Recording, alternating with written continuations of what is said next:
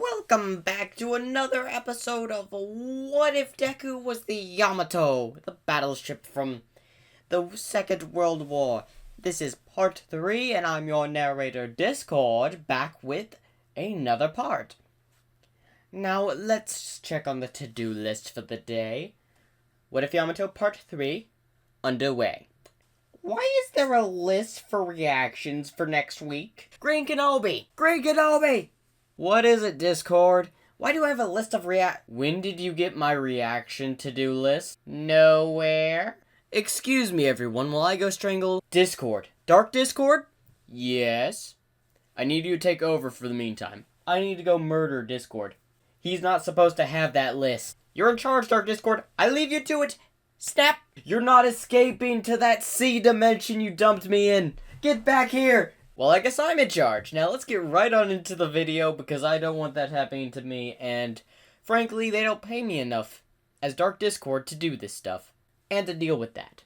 You get paid? Of course not. I just wanted to say that for the bit. Okay, that explains it. Get back here, Discord! I leave it to you, man. I'm out of here. Bye. Well, they're gonna be chasing each other like a cat and a mouse on a Tuesday. Well, let's get right on to the video, and let's start it now. The What If Deku Was The Yamato. Off with the Yamato sailing down the narrow river of the city of Japan. You can imagine which city. It could be Mustafar, it could be the city you is at, it could be near the Yakuza headquarters. Your imagination, you choose it.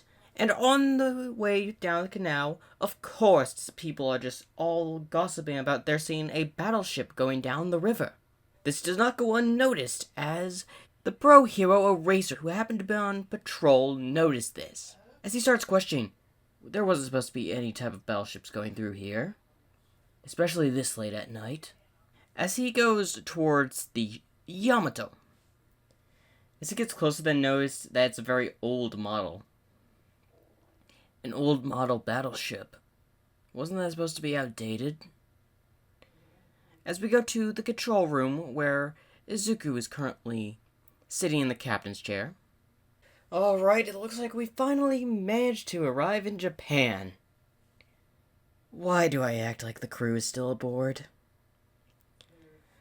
As he starts questioning himself, as he's been a sail for seemingly a couple of days by himself, sailing the Yamato all the way to Japan. As then, suddenly, a red alarm starts to go off, as red buttons are starting to light up. What is it? As he goes to the red buttons, as he's trying to read what's under them, and it's just saying a whole bunch of failure. That's impossible, I just had like a whole bunch of parts repaired. As he immediately starts running down the halls of the Yamato ship. As the pro hero Racerhead decides to figure out why this ship just appeared. So he jumps from the bridge, landing on one of the cannons of the Yamato. And those flashes of light in the control panel that were shining before Izuku were actually the Yamato itself telling him an intruder is aboard. So Izuku goes to the boiler room as he's just looking around, expecting a meltdown of something. But everything's in proper shape. As he sighs in relief, phew. At least we won't have any boilers exploding. As he makes his way back up, as then a door opens, as he looks to the side and he sees Eraserhead. How did you get aboard the ship? As Eraserhead immediately throws his scarf at him. As Izuku backs up, as the scarf goes right by him and runs towards Eraserhead. As Eraserhead just seemingly pulls back his scarf trying to catch Izuku, as he ducks before jumping up and hitting Eraserhead in the face. As he just uses a backflip before he runs back to Izuku and hits him with a right hook, having him to hit the wall. As Izuku gets back up, immediately trying to slip Eraserhead, as he sees this, as he jumps and throws the capture weapon to capture Izuku. As he manages to capture his arm, Izuku tries to pull him forth using his own capture weapon, but it doesn't work, as Eraserhead has his eyes going to erase his quirk, which he doesn't have one since he's from World War II. So Eraserhead pulls him as he goes flying and hits the ceiling of the hallway. As he just lands at the bottom of the floor. Ow! As he looks up. Oh great, I'm going to need to repair that pipe. The Eraserhead just then puts him in his capture scarf and then just starts to interrogate him. Why do you have a hold of a vessel of the Japan military? I'm the captain of this ship! Izuku is struggling with the capture weapon. Then answer me, wait, you're the captain? Yes, I'm the captain! Where, as he looks around for anyone else, but doesn't see anyone, you're lying. As Eraserhead takes him out of the ship, as they are walking on the deck, a cannon just aims at him. As Eraserhead doesn't know this, but Izuku, who is tied up in his capture scarf, says, "Excuse me, you might want to turn around." As Eraserhead turns around, then just sees a cannon directly pointed at his face. "You might want to let me go. Who else is aboard the ship?" "No one, it's just me." As Eraserhead thinks he's lying, as then Izuku decides to do something bold. He decides to run to the edge of the ship and jumps off. As Eraserhead thinks he's crazy, he's then getting dragged by Izuku, who had jumped off because he's holding the capture scarf, trying to stop him from, falling. And he just gets lifted up and thrown and hits Eraserhead dead in the face as he cannot go far away from the ship, where the ship just puts him back aboard. So he hits Eraserhead straight in the face with a kick, sending him flying towards the cannon. At this opportune moment, Izuku gets out of the capture scarf and immediately goes over and pins Eraserhead down next to the cannon. "Listen, I don't know who you are, but I work for the Imperial of Japan." As he pulls up some verification that he had on him, Aizawa would see this, as he knows it's actually a verification of legit military merit, as this would surprise him. "Now state your rank and who you are." "I'm a hero, Eraserhead." "A hero?" "That's right, the people of Naboo Island did tell me about the heroes and these quarks. I guess things slip when you're gone for about a week, and going across sea." As then a cannon just nods itself up and down. "You be quiet! I'm not talking to you!" As Eraserhead just finds it weird how he's talking to a ship, and that the ship is replying by nodding a cannon. "But anyway, why did you aboard my ship without permission? First of all, we don't even know who you are. I tried to make contact with you literally several hours ago to anyone, but apparently y'all don't use any frequencies of my ship, because it's an old, outdated battleship. You don't think I noticed? It's been several years. I don't know how long exactly it's been since World War II, when my ship was sunk. And I don't even know how long it took me to awake. The last thing I remember is that the ship sank, I looked at it, and the next thing you know, I woke aboard the Yamato." As he starts to explain his predicament to Eraserhead, as Eraserhead is just thinking at the moment. As then he sits down, "Oh, this is going to be a hassle. First thing to do, I need to go to a military base, and then put in my credentials and merit there, and then just see what happens then. Obviously, it doesn't look like you have any type of military around, and to be fair, you weren't too hard to take care of." As then Eraserhead, who was let go because they talked, "Seriously, you were struggling with me in the hallway.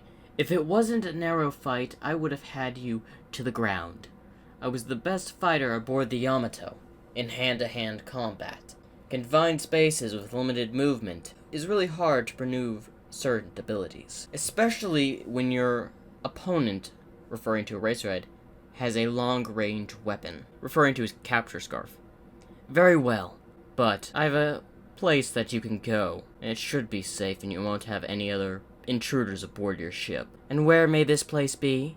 "It's called UA. UA. What's UA?" Eraserhead just hits his head. "You don't know UA, the prestigious hero school?" "I have been gone for probably more than a century. You think I know what this school is about?" "Just take me to a military base.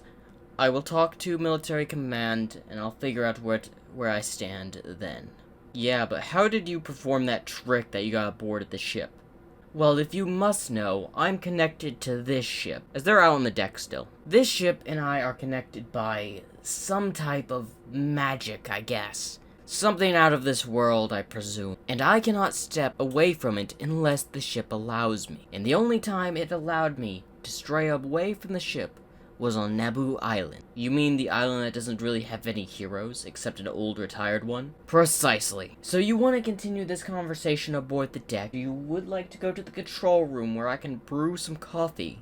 As soon as the mention of coffee, I will go exactly to this control room. As they walk in and they go to the control room, Izuku goes over to one of a random old coffee machine. As he then just pours some old coffee grains, he starts to make the manual coffee. As then he sets one in front of Eraserhead, as he's currently sitting in the captain's chair. Anyway, wherever this UA is, the Yamato may lead me to it, or you can help me navigate. As he takes a sip of the coffee, can you tell me exactly how you appeared? You said you fought in World War II. Yes, this was a dedicated vessel of Japan, and I was one of its very captains. I led several battleships. This was my favorite. The people that were aboard was everything. Several comrades in arms. We never gave up. Unfortunately, we were outnumbered, as well as outmatched. Our opponent was seemingly America. We thought we could handle them until they got air superiority. What we thought was going to be a devastating victory on our part turned out to be a devastating loss. We did not think that the Americans were, well, more sophisticated, more technological, and, dare do I say it, brave. Their strategies were just too much for us. Their pilots were better than ours. Their tactics, unusual but effective. We didn't stand a chance. They used a strategy that eventually led to us losing the war. The island-hopping strategy. They would constantly send supplies back and forth. And to fair note, this is possibly 2 centuries away from history in the My Hero universe. So I'm going to say that a lot of this knowledge has been lost to time. As Aizawa didn't know a lot of this stuff, so he's intrigued to hear this, as they don't really teach it in history anymore in this timeline. So what happened after that? How many losses? I couldn't tell you the death count on either side. All I could tell you that there was losses heavily on both. Several battleships went down. We even lost several aircraft carriers. I can't even remember if there was one left standing after the war. Who would know? Last I heard, 3 were sunk. So I couldn't really say much, because I never saw the end of the war. As then, seemingly just a honk of the ship would just alert Izuku and Eraserhead as they would go out, and for some reason, there is an absolute waterway towards a military compound. Across, like, the other side of Japan, that has, like, a river going through it. As they had docked there, as Eraserhead would walk off and out of the ship, and onto the ground, as Izuku would immediately attempt to, step off the Yamato, as then his leg then turns around before he just stomps his way back onto the ship. It looks like I won't be able to leave the ship this time either. As Eraserhead would say, would you like me to go grab someone? If it's anyone to communicate, bring me someone of high rank. I'd like to discuss matters of what's happened in the society, what are the current values, and where do I stand in it, and what is the state of the military. Very well, I will go find someone. I'll bring a friend I know. Very well, I won't be really going anywhere as I'm stuck aboard the ship. Won't let me at least walk out of here? This ship may have been my favorite, but sure can be stubborn. He walks back, as then a turret just turns and hits him on the head, causing him to go flat on the deck. Note, don't insult the ship while you're on the deck. As Izuku gets up, before he gets hit in the back of the head with the turret again, before he just falls head first into the deck, just passed out. A few hours passed, and Eraserhead has returned, this time with a small mouse-type person with a scar over his left eye? I believe Nezu has one over his left eye. As then he would be calling out to Izuku, who had woken up about an hour ago and is currently bandaging himself in the medical area of the ship. As he comes back, but with a bandage over his head. Hello, this is my friend Nezu. He's from UA. He's the principal. Very well, come aboard. As they would board the ship, as they're just sitting on the deck. So, Mr. Izuku. Captain Izuku, but Izuku is fine. Very well. My friend here tells me that you are from World War II. Very interesting. A lot of that history has been lost to time. Although, if I remember correctly, y'all lost the war. Yes. It seems at least some history has stuck around about the war. Of course. It is not really taught nowadays, but a lot of old people and people that take interest like me know of the history of World War II, especially on the heavy losses we sustained, even after what happened during those 2 islands. What 2 islands?